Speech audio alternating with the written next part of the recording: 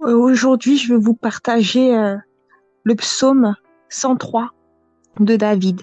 Mon âme bénit l'Éternel, que tout ce qui est en moi bénisse son saint nom.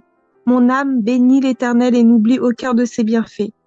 C'est lui qui pardonne toutes tes iniquités et qui guérit toutes tes maladies. C'est lui qui délivre ta vie de la fausse, qui te couronne de bonté et de miséricorde. C'est lui qui rassasie de bien ta vieillesse, qui te fait rajeunir comme l'aigle. L'Éternel fait justice, il fait droit à tous les opprimés. Il a manifesté ses voies à Moïse, ses œuvres aux enfants d'Israël. L'Éternel est miséricordieux et compatissant, lent à la colère et riche en bonté. Il ne conteste pas sans cesse, il ne garde pas sa colère à toujours. Il ne nous traite pas selon nos péchés et il ne nous punit pas selon nos iniquités. Mais autant les cieux sont élevés au-dessus de la terre, autant sa bonté est grande pour ceux qui le craignent. Autant l'Orient est éloigné de l'Occident, autant il éloigne de nous nos transgressions. Comme un père a compassion de ses enfants, l'Éternel a compassion de ceux qui le craignent. Car il sait de quoi nous sommes formés, il se souvient que nous sommes poussière. L'homme, ses jours sont comme l'herbe, il fleurit comme la fleur de champ. Lorsqu'un vent passe sur elle, elle n'est plus, et le lieu qu'elle occupait ne le reconnaît plus. Mais la bonté de l'Éternel dure à jamais pour ceux qui le craignent et sa miséricorde pour les enfants de leurs enfants, pour ceux qui gardent son alliance et se souviennent de ses commandements afin de les accomplir. L'Éternel a établi son trône dans les cieux et son règne domine sur toutes choses. Bénissez l'Éternel, vous ses anges, qui êtes puissants en force et qui exécutez ses ordres en obéissant à la voix de sa parole. Bénissez l'Éternel, vous toutes ses armées, qui êtes ses serviteurs et qui faites sa volonté. Bénissez-vous l'Éternel, vous toutes ses œuvres, dans tous les lieux de sa domination, mon âme bénit l'Éternel. Donc vraiment, amen, Dieu vraiment mérite qu'on le bénisse, qu'on le rende gloire tous les jours, parce que c'est un Dieu bon, c'est un Dieu qui fait miséricorde. Quelles que soient nos fautes, il nous fait miséricorde. Il n'est pas trop, son bras n'est pas trop court pour nous pardonner, pour nous faire grâce, nous bénir malgré nos fautes. Et vraiment, c'est le Dieu de justice qui nous justifie, qui plaide nos causes devant les hommes quand on est outragé, quand on est accusé. Il est le Dieu qui nous relève. Il est le Dieu aussi qui te guérit, qui nous guérit quand nous sommes malades. Quand on est affligé, c'est le Dieu qui nous donne la force vraiment, que vraiment on puisse prendre conscience de l'amour de ce Dieu-là et de son immense bonté et lui dire merci au quotidien. Et il est prêt à nous faire grâce, que ceux qui craignent vraiment, ceux qui les craignent, il est prêt vraiment à accomplir sa volonté dans la vie de tous ceux qui le craignent et qui marchent selon ses commandements. Dieu, il est bon, mais il faut aussi que nous puissions garder ses lois dans nos cœurs. Il faut que nous puissions aussi respecter ses commandements, le craindre. Et vraiment, là, il accomplira des grandes choses dans nos vies et il fera les miracles. Le Dieu qu'on sert, vraiment, il est bon. C'est le Dieu des miracles, des prodiges, qui veut nous faire du bien, qui veut nous bénir. C'est ce Dieu-là qu'on sert. Que vraiment, Dieu, vraiment, à méditer ce passage, ce puissant psaume en tout cas. Et vraiment, je vous souhaite à tous de vraiment méditer ça chez vous. Sur ce, que Dieu vous bénisse. Bonne journée. Shalom à tous, je vais parler de la mondanité. Donc, je vais lire dans 1 Jean 2, 15 et dans Proverbe 14, verset 14. Alors, n'aimez point le monde ni les choses qui sont dans le monde. Si quelqu'un aime le monde, l'amour du Père n'est point en lui. Car tout ce qui est dans le monde, la convoitise de la chair, la convoitise des yeux et l'orgueil de la vie ne vient point du Père, mais vient du monde. Et le monde passe et sa convoitise aussi. Mais celui qui fait la volonté de Dieu demeure éternellement. Donc, je vais dire ça, 1 Jean 2, 15 à 17. Voilà. Et maintenant, je vais dans les proverbes. Proverbe 14, 14. Celui dont le cœur s'égare sera saisi de ses voies, et l'homme de bien sera saisi de ce qui est en lui.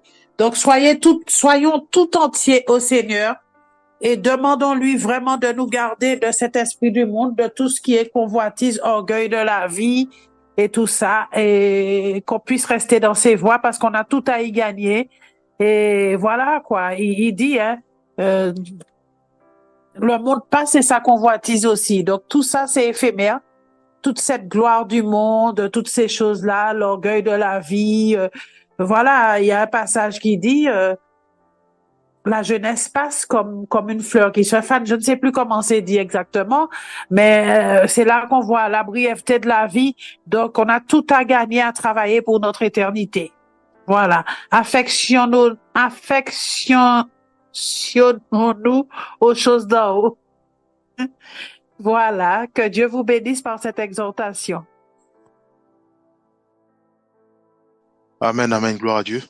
Donc nous allons prendre Colossiens 1, versets 28 à 29. Donc je vais lire quelques qui sont sur sa parole. C'est lui que nous annonçons, exhortant tout homme et instruisant tout homme en toute sagesse, afin de présenter à Dieu tout homme devenu parfait en Christ. Pour cela, je travaille en combattant selon sa force qui agit puissamment en moi. Ici, nous avons une affirmation ou une information ou une clé que Dieu nous donne, sur le fait de savoir que quand Dieu nous donne un frère, nous donne soit nos petits frères, soit nos parents, soit nos amis, il est important de réaliser que nous devons communiquer, bien sûr, l'évangile à nos parents, à nos frères, à nos sœurs, et le but final, c'est de les présenter à Dieu parce qu'ils sont devenus parfaits en Christ. Voyez-vous? Et la Bible dit ceci, dit, c'est lui que nous annonçons. Donc, nous devons simplement leur présenter l'évangile, annoncer Jésus-Christ. C'est tout. Pas moi, ni Jésus-Christ seul. Il dit, exhortant tout homme et instruisant tout homme en toute sagesse, afin de présenter à Dieu tout homme devenu parfait en Christ. Voyez-vous? Donc, il y a les fruits. Les fruits, c'est quoi? C'est de présenter mon père, ma mère, mes frères, mes amis, mes cousins, mes cousines, mes voisins à Dieu. Bien sûr, il faut automatiquement, au préalable, qu'ils deviennent parfaits comme Christ, ils deviennent comme Jésus-Christ, ils deviennent matures, qu'ils puissent eux-mêmes être indépendants, c'est-à-dire avoir confiance qu'en Christ et s'appuyer que sur Christ. Voyez-vous? Et il dit pour cela je travaille. Travailler, ça implique à ce que le Saint-Esprit nous guide. Et pour cela, nous devons prier en disant Seigneur, j'ai un quartier. Le quartier est rempli de la vente des drogues, des gangs, la violence. Il n'y a pas la paix, par exemple, comme a dit notre somatide. Voyez-vous? Mais guide-moi, oriente-moi, inspire-moi, donne-moi les portes, les clés. Comment faire pour annoncer ta parole, annoncer l'évangile, afin que mon quartier soit présenté à Dieu de façon irréprochable, parfait en Christ. Puisque c'est ça le but final, c'est ça les fruits. Voyez-vous, cela implique touche soit mon frère, soit mon petit frère, soit tout un quartier ou toute une région ou un département ou une nation. Voyez-vous, j'annonce Christ. Je travaille pour cela, donc dans la prière, dans les jeûnes et prières. Le but à moi, c'est simplement que ce que Dieu m'a confié, que Dieu puisse récupérer cela avec la statue parfaite de Christ dans mes fruits. Si c'est mon quartier, donc tout mon quartier est façonné à l'image de Christ. Si c'est mon père est façonné à l'image de Christ. Si c'est ma mère, elle est façonnée à l'image de Christ. Si c'est mes copines ou mes amis, ils sont façonnés à l'image de Christ. Voyez-vous, bien-aimés. C'est ça, combattre le bon combat de la foi, bien-aimés. Nous devons réaliser que Dieu attend en chacun de nous que nous parvenions réellement à la statue parfaite de Christ. Donc si moi, le Saint-Esprit me convainc en disant que voilà, tu es devenu mature, mais continue encore à travailler, à ce moment-là, maintenant je dis Saint-Esprit, maintenant guide-moi afin que je puisse déverser ce que j'ai appris de toi, soit à mon quartier, soit à ma maison, dans ma maison, soit dans un département ou dans une région, ou dans une nation, par exemple. Voyez-vous? Et le Saint-Esprit va commencer à nous canaliser, à nous guider, comme il a fait avec Paul. Voyez-vous?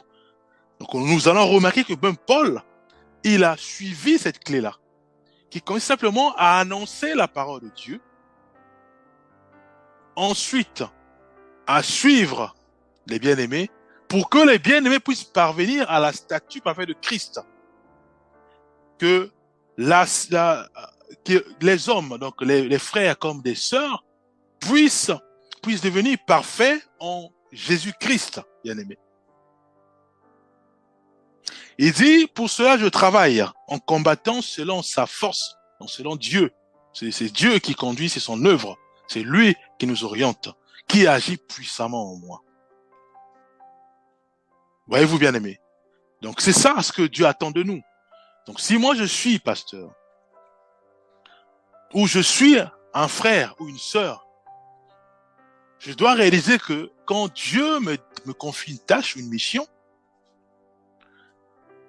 il attend de moi des fruits. Et les fruits, c'est simplement, si c'est un frère, ou si c'est mon époux, ou si c'est mon fiancé, ou mon épouse, Dieu attend de moi que celui-ci puisse parvenir à la statue parfaite de Christ, puisse atteindre la dimension de Christ. Voyez-vous? Prenons un autre verset. Prenons Éphésiens 4, versets 11 à 13. Il a donné les uns comme apôtres, les autres comme prophètes, les autres comme évangélistes, les autres comme pasteurs et docteurs, pour le perfectionnement des saints, en vue de l'œuvre du ministère et de l'édification du corps de Christ, jusqu'à ce que nous soyons tous parvenus à l'unité de la foi et de la connaissance du Fils de Dieu, à l'état d'homme fait, à la mesure de la statue parfaite de Christ. Voyez-vous, il commence par dire qu'il a donné les uns comme apôtres. Donc, Dieu nous fait comprendre ceci, qu'il est impossible de travailler tout seul. Voyez-vous, je dois m'associer avec mon petit frère si il commence à connaître les Écritures, ou ma petite sœur, ou mes frères, ou mes amis, ou mes copines, ou les frères et sœurs si je suis dans une église, ou mes collègues si je suis au travail, s'ils connaissent bien la parole de Dieu, bien sûr. Voyez-vous, puisque Dieu travaille dans un peuple. Voyez-vous, on ne peut pas être indépendant, on ne peut pas être autonome, non. Dieu travaille toujours dans un corps. Donc, il y a toujours des membres, des bras, les pieds, voilà. Nous devons réaliser que si Dieu nous confie une tâche, comme il a confié à Moïse, de construire l'arche selon le modèle qui lui a été montré. Mais il dira à Moïse, la construction de l'arche, mais la sagesse a été donnée à d'autres. Pourquoi? Parce que Dieu tient à ce que Moïse puisse toujours travailler, puisse être toujours dépendant, bien sûr du Saint-Esprit, mais aussi des autres. Voyez-vous? Donc, si Dieu nous a mis à cœur d'annoncer l'évangile dans notre quartier, nous devons réaliser que Dieu va nous donner la provision. La provision ça peut être les moyens financiers, ça peut aussi être les bien-aimés qui vont commencer à t'entourer dans la joie, dans l'amour. À ce moment-là, nous devons travailler ensemble avec eux, bien-aimés. Voyez-vous, c'est comme Moïse et Aaron.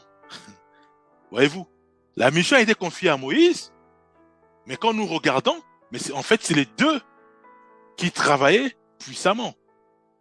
Voyez-vous, pour coordonner le peuple. Et après, Dieu va encore inspirer le beau-frère de Moïse. C'est là où il y aura des anciens qui vont commencer à porter aussi cette œuvre. Voyez-vous, il y a la sœur de Moïse, Myriam, qui va aussi commencer à travailler. Les anciens vont commencer à travailler. Et c'est ce que Dieu attend de nous, bien-aimés.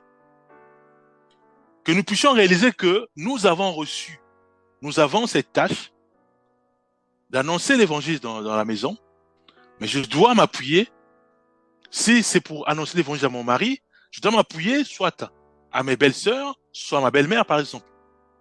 S'ils connaissent la parole de Dieu, bien sûr. À ce moment-là, nous annonçons la parole de Dieu à notre conjoint. Voyez-vous? Donc Dieu veut absolument que nous puissions travailler ensemble. Pourquoi? Pour annoncer l'évangile. Et ensuite, observer si réellement les fruits sont dignes du Seigneur. Mais comment savoir que les fruits sont dignes du Seigneur? C'est quand les fruits, donc ça peut être mon père, ma mère, mon conjoint, laissent former Christ en eux, manifestent réellement la dimension de Christ. C'est ça, bien aimé, les fruits que Dieu attend. Voyez-vous, prenons un autre verset. Nous allons prendre Colossiens, nous allons prendre Philippiens, pardon. Prenons Philippiens 3, versets 12 à 14. Je vais lire.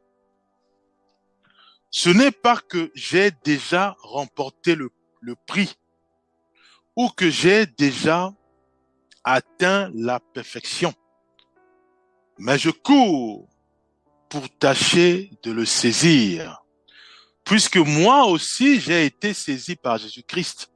Frère, je ne pense pas l'avoir saisi, mais je fais une chose. Oubliant ce qui est en arrière et me portant vers ce qui est en avant. Je cours vers le but pour remporter le prix de la vocation céleste de Dieu en Jésus-Christ. Voyez-vous, ici, quand nous zoomons, nous constatons simplement que le salut aussi est individuel. J'ai reçu une tâche, une mission du Seigneur. Ça ne fait pas de moi que j'ai déjà le salut, non. Quand Dieu me confie une tâche, le Saint-Esprit a commencé à m'inspirer pour parler à un peuple. Ça peut être un quartier, ça peut être un département, une région ou une nation. La parole qui est libérée à travers moi, cette parole-là aussi m'instruit. Voyez-vous?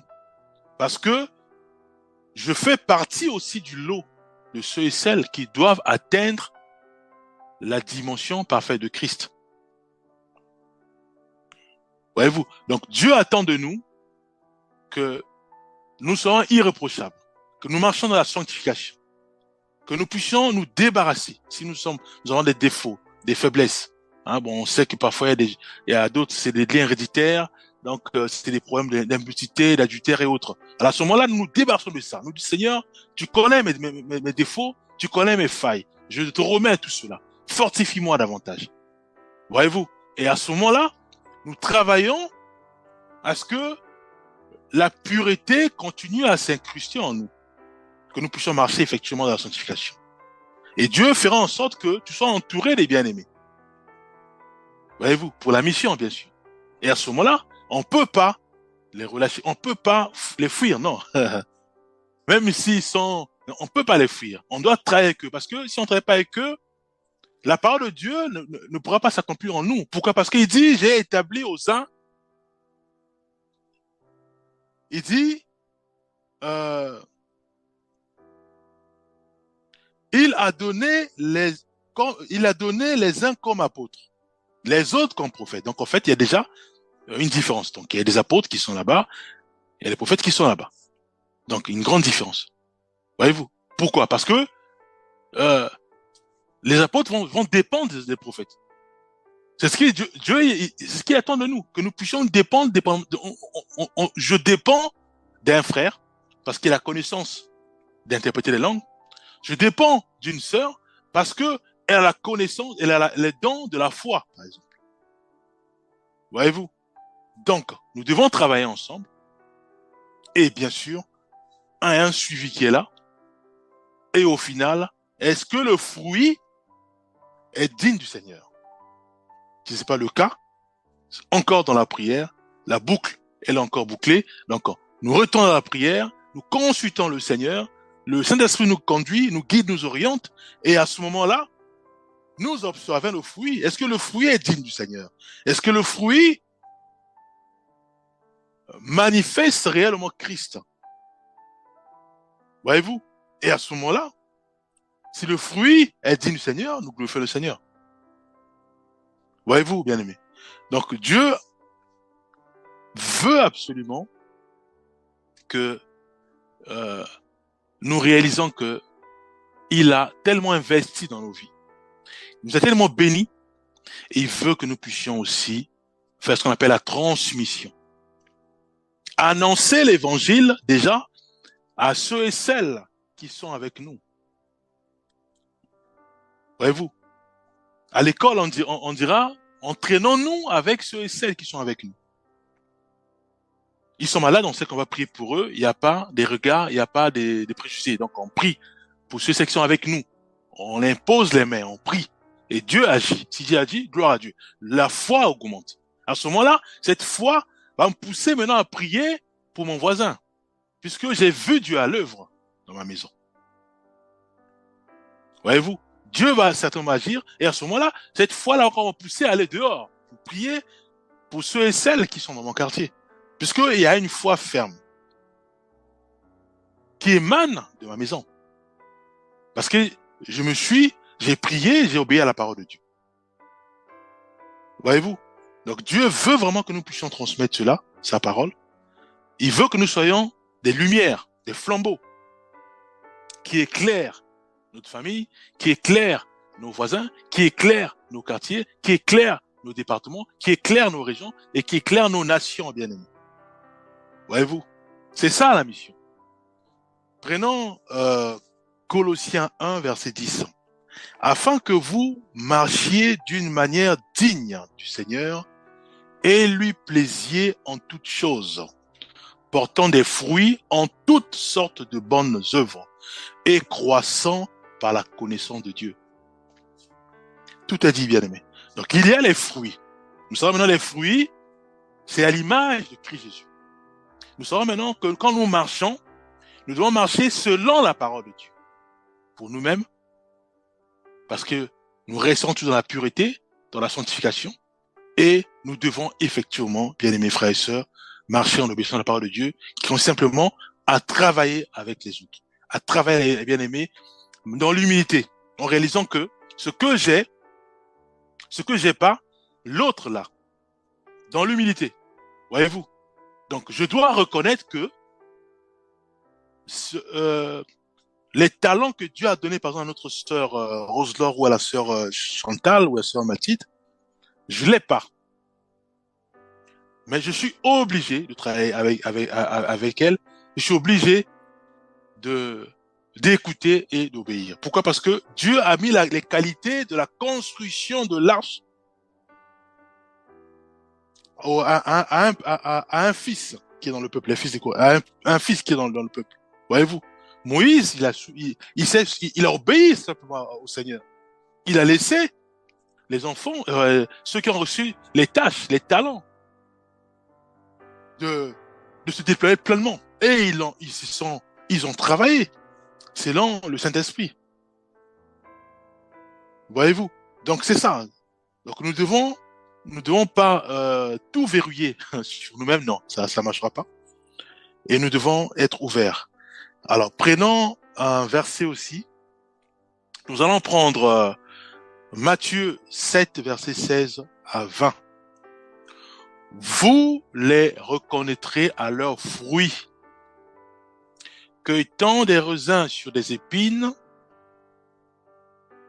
ou des figues sur des chardons, tout bon arbre, tout bon arbre porte de bons fruits, mais le mauvais arbre porte de mauvais fruits. Un bon arbre ne peut porter de mauvais fruits, ni un mauvais arbre porter de bons fruits. Tout arbre qui ne porte pas de bons fruits est coupé et jeté au feu. C'est donc à leurs fruits que vous les reconnaîtrez. Voyez-vous? Donc les fruits, bien aimés, pour nous, Dieu attend que nous puissions être comme Christ Jésus, et aussi que quand nous enseignons, que ceux et celles qui reçoivent la parole de Dieu puissent aussi parvenir à la stature parfaite de Christ. C'est ce que Dieu attend comme fruit. C'est tout. Le reste, bien aimé, ça veut dire que nous avons chaviré. Nous avons chaviré, voilà. On n'a pas réellement accompli la mission. Si le fruit, c'est l'orgueil, parce que je commence à être orgueilleux. Le fruit, c'est, je commence à harceler les gens, ou je commence à être cupide, à voler les gens, à créer toutes sortes de choses. Ça, j'ai encore raté la mission. Voyez-vous? Donc, nous devons garder en tête que, prenons l'image de Paul, lui, il va dire haut et fort. Il va dire haut et fort que c'est lui que nous annonçons, exhortons tout homme et instruisons tout homme en toute sagesse, afin de présenter à Dieu tout homme devenu parfait en Christ. Pour cela, je travaille. Voyez-vous, il travaille, il cherche pas à estorquer, il cherche pas à manifester l'orgueil. Non, lui, le but, c'est simplement que le peuple soit présenté à Dieu, saint, irrépréhensible, présenté à Dieu, en ayant en eux la statue parfaite de Christ. C'est tout. Voyez-vous, c'est Dieu seul qui récompense, Dieu seul qui paye ses ouvriers, Dieu seul qui nous bénit. Voyez-vous, donc si on nous dit mais on gagne quoi là-dedans? Il y a trop d'efforts. Parfois on va en mission. On est ballotté par-ci, par dans les missions pour ça, mais on va gagner quoi? La réponse elle est simple. Dieu seul va nous récompenser. Voyez-vous, bien-aimés. Nous allons prier. Père, nous te bénissons, nous te rendons grâce pour ce que nous avons reçu de chacun de nous, Père. Merci pour cela. Aide-nous vraiment à garder tout cela dans notre cœur. Fais-nous grâce, Père. Fais-nous grâce, comme des enfants, Père, d'obéir et aussi de garder tout ce que nous avons reçu et que nous puissions mettre cela en pratique. Au nom puissant de Jésus-Christ, nous avons ainsi prié. Amen.